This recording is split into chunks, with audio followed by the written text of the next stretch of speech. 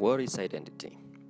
According to political scientist Benedict Anderson, it's a social category that is determined by membership rules and characteristic attributes, which means that it's a group of people that share common key traits, such as language, traditions, and territory. This creates a sense of belonging and might lead to nationalism, which, according to Anderson himself, is the ultimate form of identity. In this video, we will analyze how Syrian identity has been affected by two main factors: the emigration of its people, who leave their motherland in an attempt to escape from the terrors of war, and the reception towards them from the countries they arrived to, which may also see this as a threat to their own identity.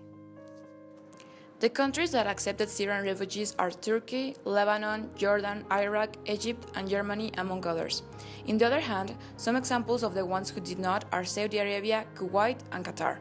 Germany is one of the countries that has accepted more Syrian refugees than any other European country, but according to the extremist party Alternative for Germany, the population fears that there is going to be an Islamization of Germany, and the 39% of the surveyed affirm that they fear for their well-being, according to the German public television ARD. On the other hand, according to the filmmaker Ala Abdallah, identity evolves without stop.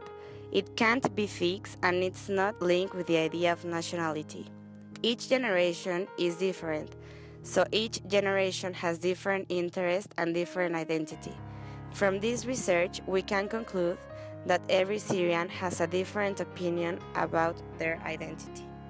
We all know that a wide amount of Syrians are unfortunately leaving the country in which they were raised. But how has their identity been affected throughout this process?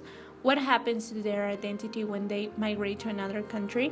According to an article wrote by AJ Nadaf titled "Do Syrian Artists Lose Their Identity Abroad?", published by an independent digital media project named Syrian Untold, international writer and native Syrian Khaled Khalifa wrote a phrase about identity during his stay at Harvard University.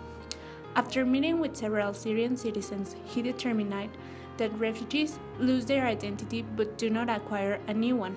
To be a refugee is to live a void, a life that is painful, however hard we try to embellish it. In the end, we can conclude that Khalifa is trying to explain that losing the identity while living in another country can be possible, but it is also possible to gain a new one, and the only way to reestablish the new identity is returning to the land where they have lived in. Collective identity is a choice made by people. The group the identity is being linked to, however, do not choose it. They recognize it and belong to it. And as of today, the Syrians' new identity is tied to terrorism and armed conflict. President Donald Trump, for instance, makes this identity message clear with his following post on media.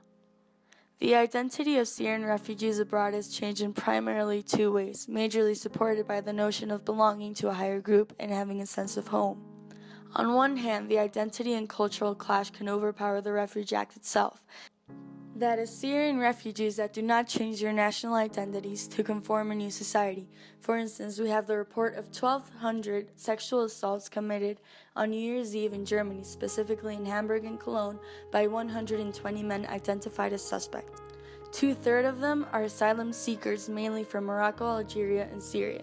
This is an example of resentment between the refugees and the natives that has been established through alienation and lack of integration of Syrians to their adoptive nations, an identity crisis that could lead the refugees to potentially joining terrorist groups seeking the sense of belonging. On the other hand, there are numerous cases of Syrians that are able to modify their identity to fit the new culture.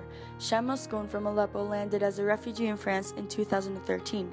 By November of 2016, he received French nationality and is now working with different NGOs, giving coaching sessions to new refugees who arrive in Europe to help them integrate, continue their studies, and be active in their new societies. This is more than common among Syrian refugees all over the world. Here's another interpretation of Scruton Hall's concept of belonging that applies as well.